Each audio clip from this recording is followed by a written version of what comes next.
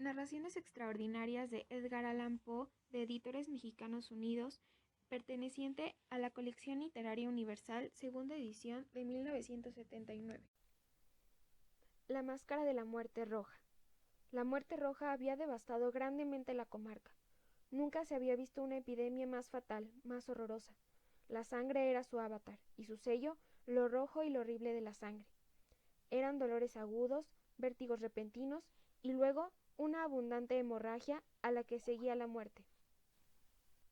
Las manchas escarlatas sobre el cuerpo, y especialmente sobre el rostro de la víctima, eran los anuncios de la peste, que le alejaba de la ayuda y de la simpatía de sus semejantes, y entre el comienzo, progreso y terminación de la enfermedad no pasaba más de media hora.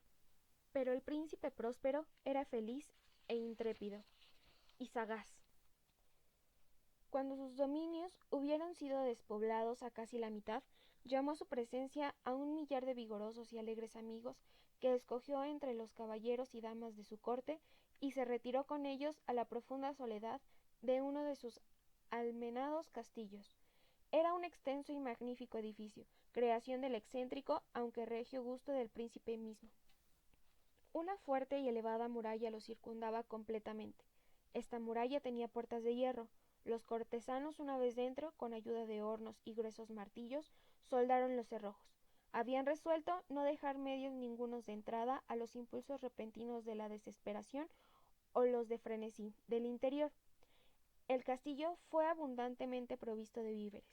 Con semejantes precauciones, los cortesanos podían mandar desafiar a la epidemia. El mundo del exterior se cuidaría a sí propio. Mientras tanto, era un crimen apesadumbrarse o pensar. El príncipe había llevado todos los accesorios del placer. Había bufones, había improvisadores, había bailarines, había músicos, había belleza, había vino. Todo esto y la seguridad adentro. Afuera, la muerte roja. Fue hacia el fin del 5.º o 6.º mes de reclusión, y mientras la peste asolaba más furiosamente en el exterior, que el príncipe próspero convidó sus 1000 amigos para un baile de máscaras de la más soberbia magnificencia. Era una voluptuosa escena, aquella mascarada. Pero dejad que describa antes las habitaciones en el que tenían lugar. Eran 7, una serie imperial. En muchos palacios, sin embargo, tales series forman una larga perspectiva recta, pues los batientes de las puertas, asentadas contra la pared a cada lado, no impiden en alguna manera que la vista penetre hasta el fin. En este caso era muy diferente, como podía esperarse del amor del soberano por lo extravagante.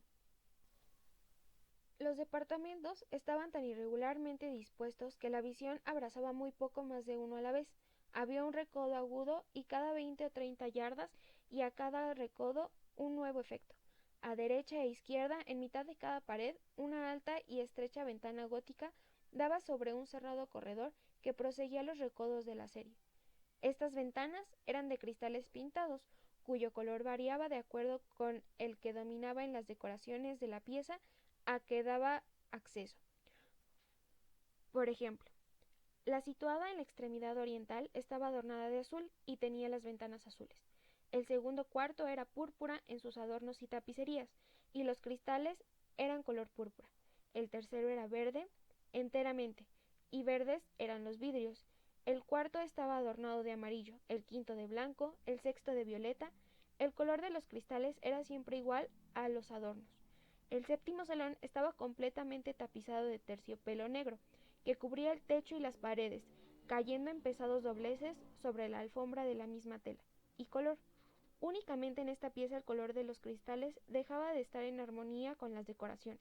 Los vidrios eran escarlata, un profundo color de sangre. Además, en ninguna de las 7 habitaciones había lámpara ni candelabros.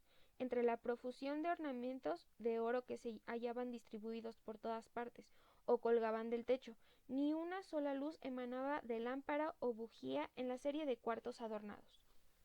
Pero en los corredores que seguían a las habitaciones había frente a cada ventana un sombrío tripoide lleno de carbones encendidos que proyectaban sus rayos a través de los pintados cristales, iluminando brillantemente la pieza, y así se producían una multitud de apariencias ostentosas y fantásticas. pero en el cuarto occidental o negro, el efecto de la luz de fuego temblando sobre las oscuras tapicerías, después de pasar por los cristales color sangre, era sombrío en extremo y producía un tan extraño efecto sobre los rostros de los que en él entraban, que había muy pocos entre la concurrencia suficientemente intrépidos para experimentarlo. En ese salón, también, donde se encontraba colocado contra la pared occidental un gigantesco reloj de ébano.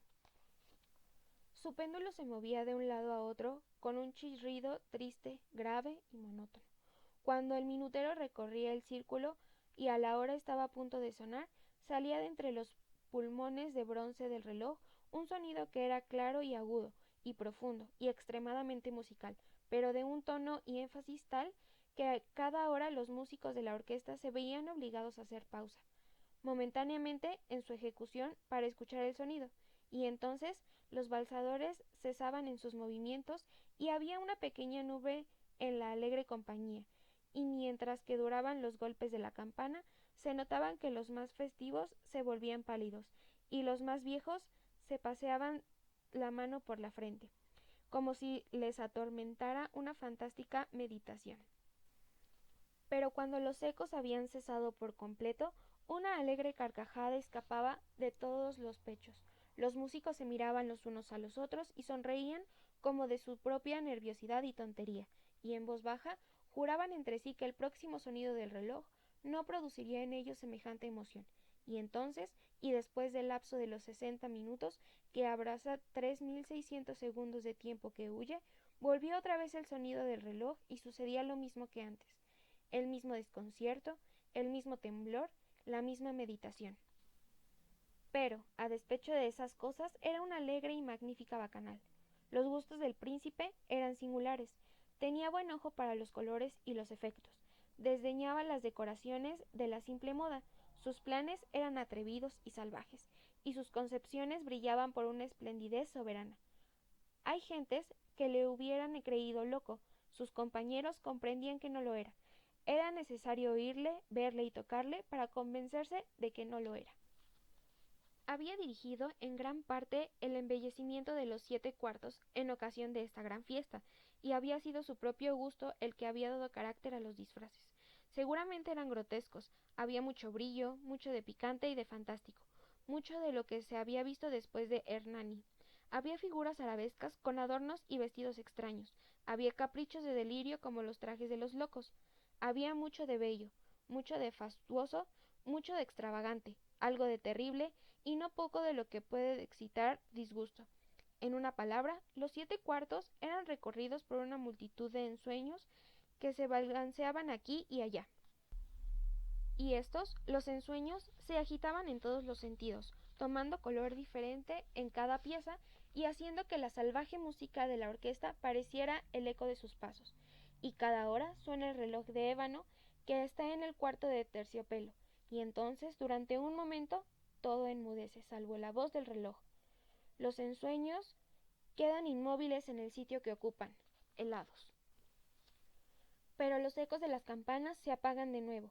No han durado más que un instante, y apenas han desaparecido, una alegre aunque temblorosa carcajada entreabre los labios de los que danzan, y entonces la música se dilata otra vez, y los ensueños se ponen en movimiento, y se tuercen acá y más allá jovialmente que nunca, tomando el color de los pintados vidrios a través de los cuales fluyen los rayos de los tripoides.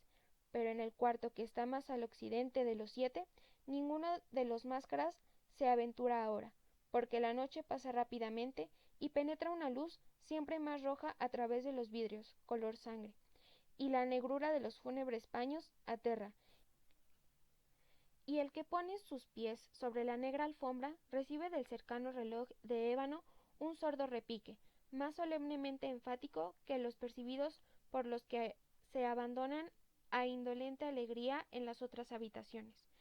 Pero estas otras habitaciones estaban llenas por una inmensa multitud, y en ellas latía más febrilmente el corazón de la vida. Y la orgía prosiguió en su remolino hasta que por fin comenzó el anuncio de la medianoche en el reloj, y entonces la música calló, como he dicho, y las evoluciones de los valsadores se interrumpieron, y hubo una penosa sensación de todo, lo mismo que antes. Pero ahora el reloj tenía que golpear 12 veces con su campana, y así sucedió. Quizá que en muchos pensamientos se deslizaron con más tiempo, hasta en las meditaciones de los recelosos que había en aquella bacanal. Y así además sucedió quizá que cuando el último eco de la última campanada se hundió completamente en el silencio, hubo muchos de los asistentes que pudieron percibirse de la presencia de un enmascarado, que hasta entonces no había llamado la atención de nadie. Y habiéndose derramado en voz baja el rumor de aquella nueva presencia, surgió por último de todos los combinados un susurro o murmullo de desaprobación y sorpresa, que se cambió por fin en expresión de terror, horror y de disgusto. En una asamblea de fantasmas como la que he pintado, se puede suponer que ninguna apariencia vulgar hubiera causado tal sensación. A la verdad, la licencia de trajes en los máscaras era casi ilimitada, pero la figura en cuestión había ultrapasado a Herodes e ido hasta más allá de los límites del problemático decorum del príncipe.